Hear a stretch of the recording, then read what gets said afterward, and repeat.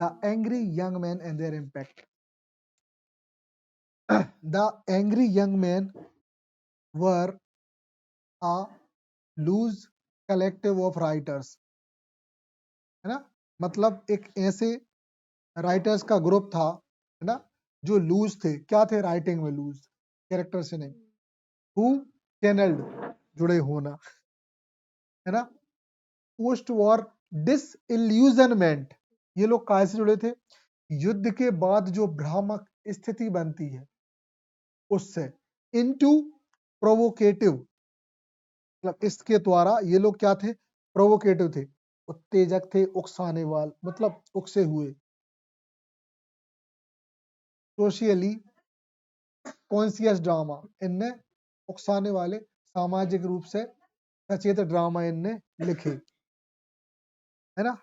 अच्छा, इसमें तुम्हें कंफ्यूजन हो, एक अच्छी सरल बात बताते हैं इसको, कि ये वो लोग थे जो युद्ध की वजह से, मालूम है, जिनकी बुद्धि खराब हो गई थी, गुस्सेल टाइप के राइटर्स, सन की टाइप के, मगर इनको एहसास था दुख का, गुस्सेल तो हो गए थे ना, और युद्ध से लड़के आए थे, हाँ, है ना,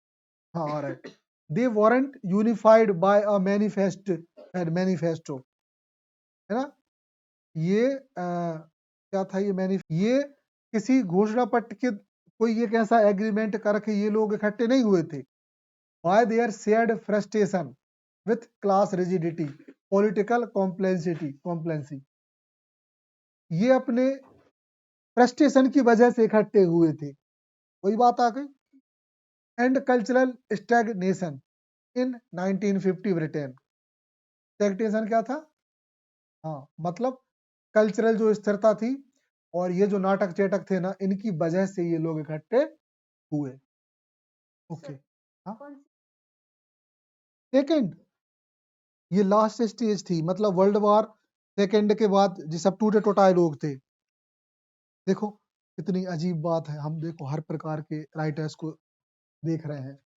है ना, हमें बहुत सारे इमोशन मिलने लगे,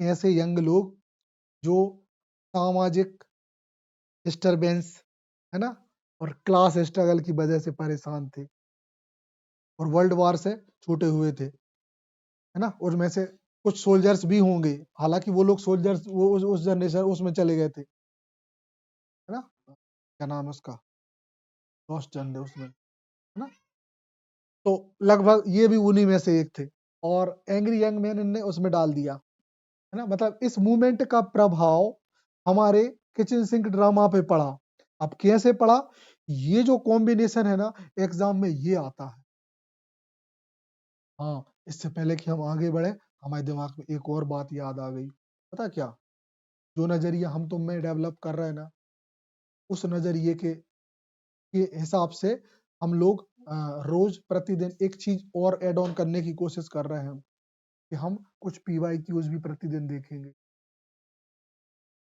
है ना, कम से कम 10 या जितने संभव हो सके, तो इससे तुम्हारी हैबिट बनेगी कि जो आ कहाँ से गाओ, और जाको मीनिंग का हुई है ना, अचानक ही रात में कल मालूम है, जैसे ही हमने मतलब अपने कंसंट्रेशन बढ़ाया, हमें मतलब thank God for my mind, हमें याद आ गया कि यार ये चीज भी जरूरी है, कैसे भूल रहे, है ना, अब ये मूवमेंट तो उठा रहे, लेकिन अगर कुछ क्वेश्चंस उठाएंगे तो हमारा माइंड ज्यादा एक्टिव होगा, हम ज्यादा क्वेश्चंस ऑब्जर्व कर पाएंगे, डायरेक्ट सीधा नेट के ही तो उठाएंगे अपन, ठीक, चलो आगे बढ़े, तो याद रखना, आवाज तो ठीक है, ये स्लाइड खत्म करके हम कुछ क्वेश्चंस उठाएंगे, and the parallelly we will come slides,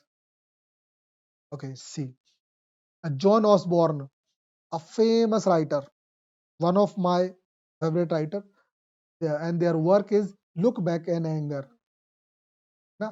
It is also the story which I listen, na? In that time when be doing MA. ठीक से हमने नहीं, हमने उसको सुना था सिर्फ। Become the movements defining movement, मतलब ये जो है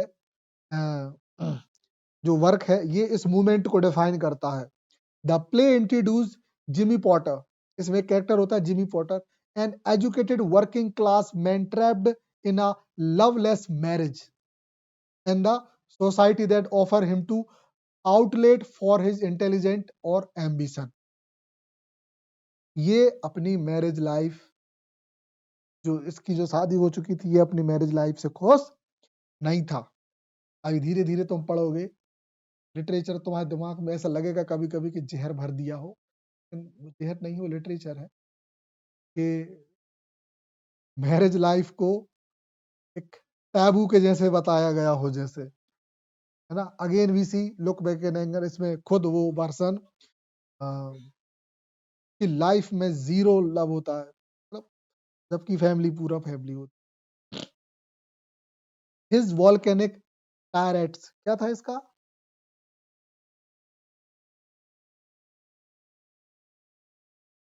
हाँ हाँ हाँ, ठीक। Against everything from his wife to British establishment soft audience accustomed to genteel theatre, accustomed, है ना।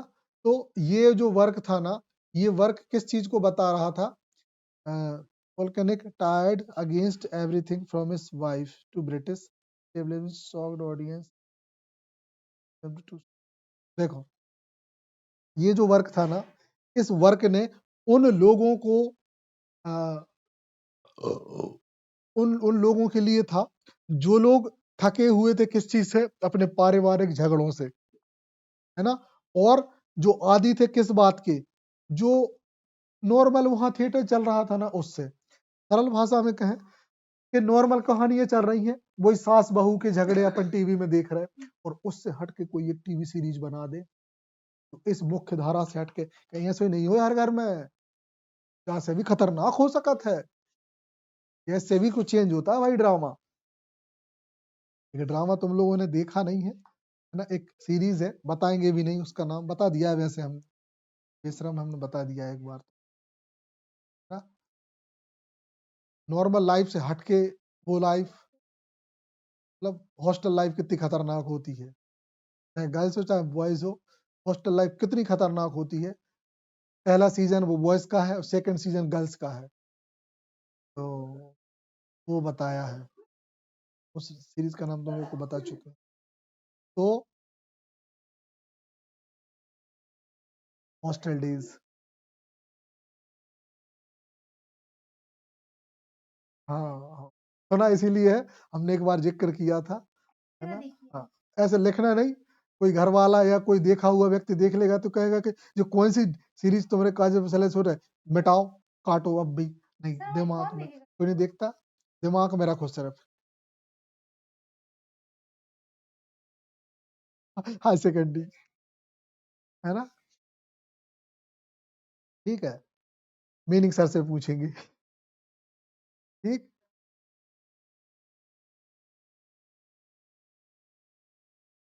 मतलब खतरनाक है और रियलिटी है, लेकिन जितना हंसी मजाक के साथ साथ उल्टी सीधी बातों के साथ साथ लास्ट में दिखा दिया जाता है कि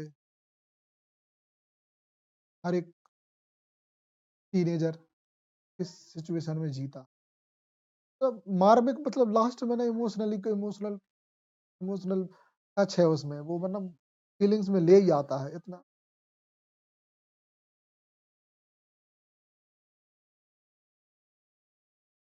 मिल सकती है कहीं ना कहीं, ढूंढ लेना, हालांकि समस्या ना मिलेगी तो फिर हम बात करेंगे ना। लैंग्वेज बहुत ज्यादा ओपन है ना, गर्ल्स की हो चाहे बॉयज की हो, लेकिन उसमें हॉस्टल की लाइफ को बताया, है ना। तुम फिर भैया को भी उस नजर से देखने लगो कि हाँ, है ना, भैया ने देख लिया होगा वो, तो ये रहता है। ठीक है। बहुत भयंकर फनी भी है, भयंकर फनी है। ओपनली देख नहीं सकते और हंसी भयंकर आएगी, हद से ज्यादा हद। क्योंकि कैरेक्टर्स के नाम ही ऐसे हैं, ठीक है। हमें तो सोच के ही हंसी आती है, मतलब है इंटरेस्टिंग। उसका एड भी देख लोगे ना, एड को भी उनने बहुत सिंसियरली बनाया है, ठीक है ना। अपन लोग उसके कभी दर्शन भी कर सकते हैं, हमारे पास रखी न होगी। पहले तो ढूंढ ले, नहीं तो फिर हमारे पास तो होता ही है। बाकी 100% विश्वास नहीं होगी, नहीं होगी, but I am not sure and 50-50। Okay, so now go to the next one, the play emotional intensity। ये जो plays हैं इनमें ये इमोशनली इंटेंसिव है ना, एंड विलिंगनेस आसान विथ है to stage uncomfortable truth change theatrically conventional for ever. ऐसे थिएटर जो कि कभी चेंज नहीं होते, उनमें एक नई जान डाल के, है ना, ये ट्रुथ को इन्हें शो किया। प्रोवोकिंग द रेज, रेज, हाँ। तो इनने, रेज कुछ और होता है यार, है ना, जिनने गुस्से को बढ़ाया। And the social critic could be dramatically compelling. Compel मतलब तुलना, है ना, ठीक है ना। तो हाँ, वो सॉरी, वो कंपेयरिंग है यार, हाँ, है ना। तो ये जो था, अगर ड्रामेटिकली देखें, है ना,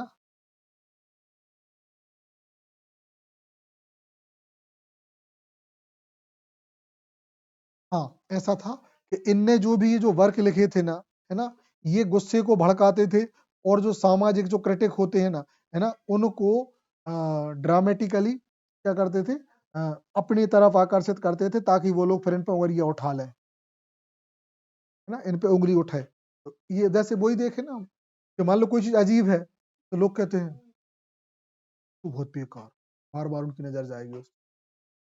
ऐसा ही ये था ना, एंग्री यंग मैंस, है ना, गुस्सैल जवान आदमी। Landmarks play and play rights. अब हम कुछ देख लें। Basic drama flourished through the works of playwrights who brought diverse perspective to working class experience. Point to be noted, my lord, है ना, each expanding movements boundaries, और ये अपनी अनंत सीमाओं तक बढ़ा, अपनी सीमाओं को इन्हें बढ़ाया। अब कुछ वर्क्स हैं जिनमें है टेस्ट ऑफ हनी, है ना, taste of honey by Shelagh Delaney Delaney, a ground-breaking play by a 19-year-old that explore race, gender, and sexuality through the story of Joe। के कैरेक्टर्स को बता दिया, याद रखना, इस कैरेक्टर का, इस कहानी का कैरेक्टर है जो। A working class teenager girls in Saltford who become pregnant by a black sailor and form a tender friendship with a gay man। शानदार स्टोरी होगी, खतरनाक, है ना। एक लड़की, 19 साल की लड़की की कहानी है ना, जिसमें रंग, जाति और सेक्सुअलिटी को बताया है। कि हमारी प्रोटैगनिस्ट जो है, जो कि एक वर्किंग क्लास टीनेजर गर्ल है ना, जो कि क्या प्रेग्नेंट हो जाती है, किसके through, by a black sailor, एक काला जो नाविक होता है ना, वो from for a tender friendship with a gay man, और एक गे के साथ इसकी दोस्ती रहती है, इस औरत की।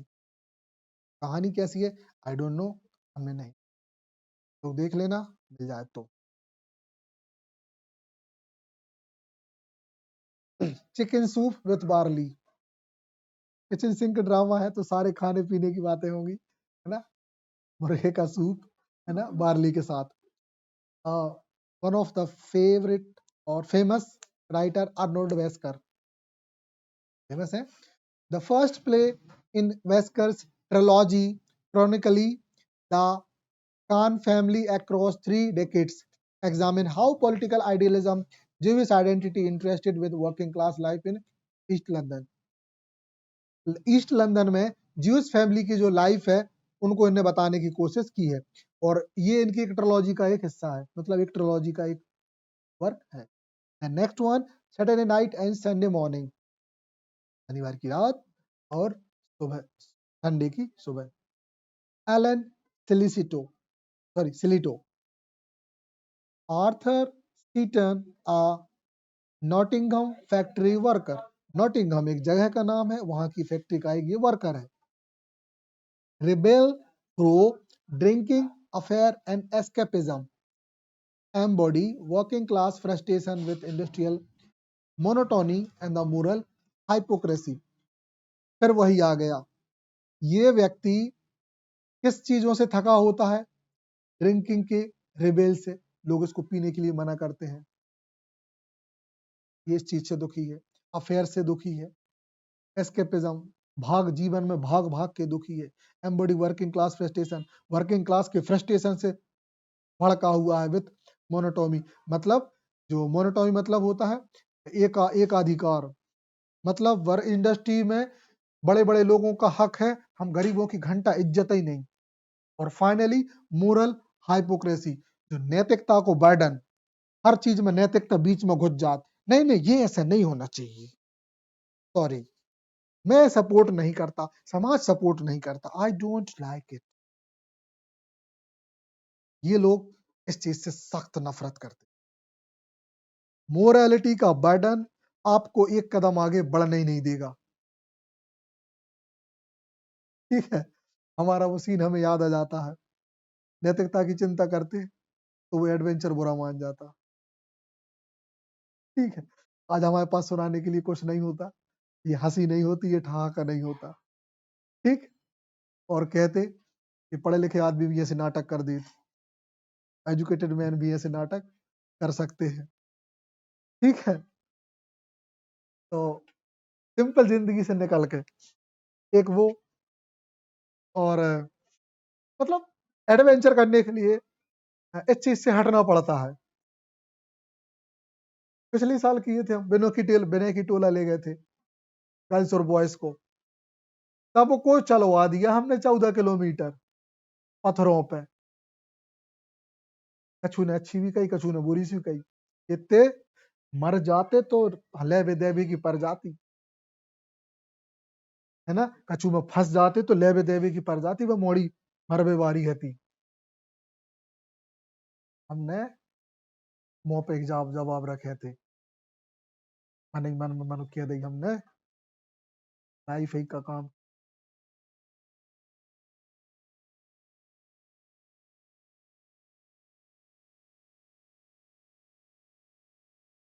है हमारे पास स्टोरी, ऐसे थोड़ी तुम कह सकते है ना। कुछ गर्ल्स ने अपनी ताकत भी दिखा दी, सोचो कुछ गर्ल्स ने उसको 3-3 किलोमीटर अपने कंधे पे लेके चली, गर्ल्स को गर्ल्स ही, सोचो वो बिना आर्मी में ज्वाइन हुए वो कितनी खतरनाक सोल्जर होंगी।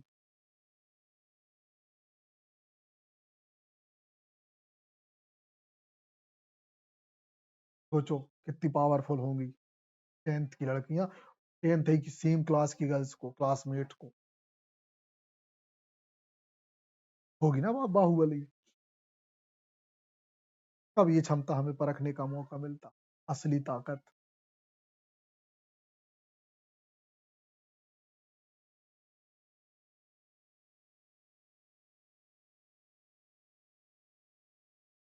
बहुत सारे एडवेंचर ये है ना। मोरल हाइपोक्रेसी आपको एडवेंचर करने से रोक देती है।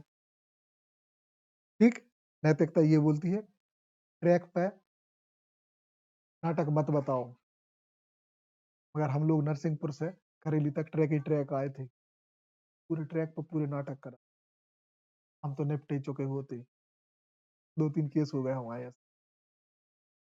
है ना। लेकिन वो मोरालिटी, नैतिकता तो यही बोलती है,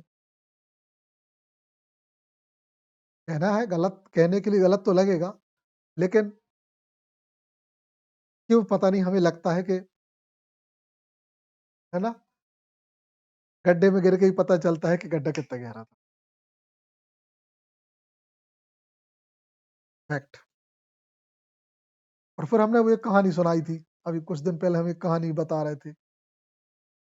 एक गर्ल्स की 2 गर्ल्स की कहानी हमने बताई थी। 2 गर्ल्स की कहानी हमने मतलब 2 अलग-अलग गर्ल्स के बारे में कुछ बताया था। भूल गई तुम लोग, याद दिलाएँ फिर कहा अच्छा बताई थी। एग्ज़ाम्पल ही दे के बताया था, 2 अलग-अलग एग्ज़ाम्पल दी।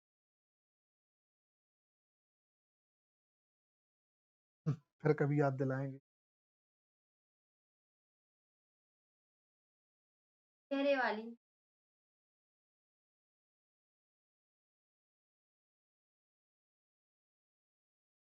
छोड़ो, बजाओ तुम, बाद में बताते हैं अब। सिल्वर वाली। दिमाग में मारो गोली। टिंग टिंग टिडिंग। ठीक है? तो आल्फी बिल नेटन, ठीक? बिल नेटन राइटर है, उनका वर्क है अल्फी।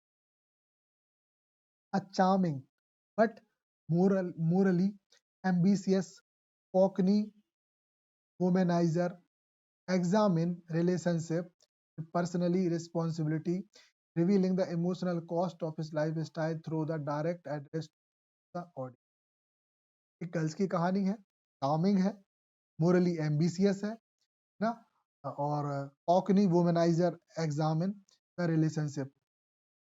कॉकनी एक जगह है, तो ये वहाँ की वुमेनाइजर क्या होता है, शायद वुमेन्स को प्रोत्साहित करने वाली।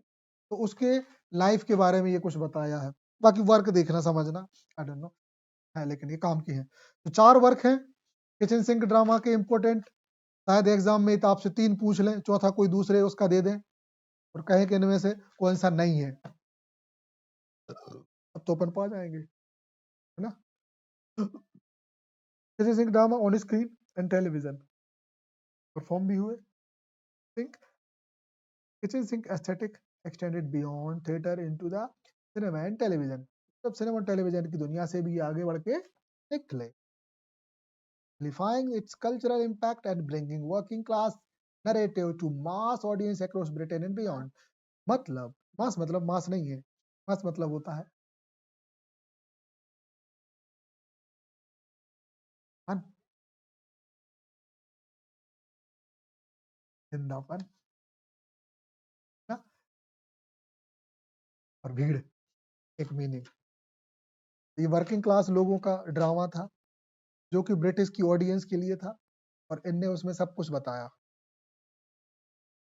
Okay, point number 1, 1959, look back in anger and room at the top, 2 work brought kitchen sink drama to cinema।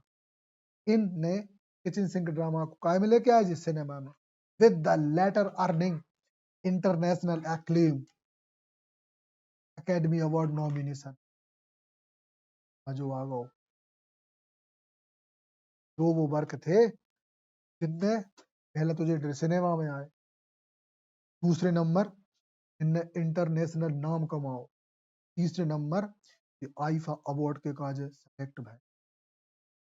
IIFA award के काजे तुमरो क्वेश्चन है होने हर आईफा अवार्ड क्या होता है। दूसरी चीज अब हम बता रहे, आईफा अवार्ड फिल्म की क्षेत्र में दिया जाता है, तो लिटरेचर में कर रहा हूँ जो वर्क ऐसा कैसे चलो वो अब है, इन वर्क पे मूवी बनी थी, ये नॉमिनेट हुआ था, लेट नहीं हो पाया, नॉमिनेट। ठीक, आईफा अवार्ड क्या होते हैं, तो नाटू आईफा बोल रहे यार, आईफा नहीं, ऑस्कर अवार्ड। ऑस्कर। हाँ, है ना? तो समझ गए, एकेडमी अवार्ड मतलब नाटू नाटू के best, sorry, best original song के लिए मिला है। मतलब उसमें जो डांस फॉर्म है, सिंगिंग है, जो भी है सब ओरिजिनल है, कोई कॉपी पेस्ट। हाँ, इंडिया में भी जो गाने बनते हैं बहुत सारे वो कॉपी होते हैं, वो लोग एक मशीन में डालते हैं, सॉन्ग को अपने डिवाइस सिस्टम में डालते हैं वो, उसमें वो तुरंत पकड़ के बता देता है कि ये ब्लिंक आपने कहाँ से कॉपी करी। ये वर्क में पास हुआ। समझ गए? ये look back and again a room at the top. Next one, Saturday night and Sunday morning become a box office sensation. मतलब इन सवरे वर्कों पे मूवीज बनी है। अब भी सर्च करोगे तो मिल जाएगी ये तुम्हें, है ना। Box office sensation, provoking working class story could be achieve commercial success. मतलब ये वर्किंग क्लास की कहानी थी और भयंकर सक्सेस हुए ये नाटक, ये मूवीज, है ना। कोरोनेशन स्ट्रीट, है ना, premiered on television, continuing to this day. और ये जो डांस थे, ये मतलब सॉरी, ये जो मूवीज थी, ये लोग पे रहने वाले, रोड पे रहने वाले लोगों तक भी पहुंचे, है ना। और मतलब जो टेलीविजन, जो टीवी होती है वहां तक पहुंचा, और आज भी ये चीजें प्रसिद्ध होती जा रही हैं। ठीक। फिर 1963 Billy Liar explore escapism and working class aspiration through the dark comedy के थ्रू बिली लियर की कहानी सुनी है। बहुत फेमस है, आपने भी थोड़ी बहुत सुना है नाम इसका, बिली लियर। पर कहाँ स्टोरी है और इसमें डार्क कॉमेडी है। डार्क कॉमेडी क्या होती है, समझ सकते हो डार्क कॉमेडी क्या होती है। तो उस कहानी में हमें अनुभव ये मिलता है कि एक तो बेचारा वो गरीब है,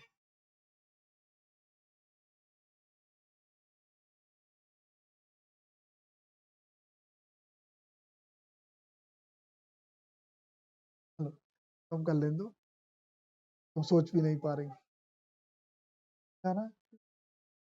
18 1985 present East Enders launched, carrying forward the tradition of the social realist television drama focus on working class community। तो ये बिल्कुल अभी का नया नया वर्क है ना, 1805 का, प्रेजेंट का। तो ये जो कुछ वर्क है तुम याद रखना, है ना, जो फेमस हुए किचन सिंक ड्रामा को लेके। स्क्रीन एडाप्टेशन, है ना, democratize access to kitchen sink narratives, implies British culture identity and the shift that the social realism is defining the character of the British films and television। ये जो भी work लिखे गए वहाँ की मूवीज में वो परफॉर्म किया गया सरल भाषा में, हम ये समझे। ठीक, इसको हम यहीं पे एंड कर रहे हैं।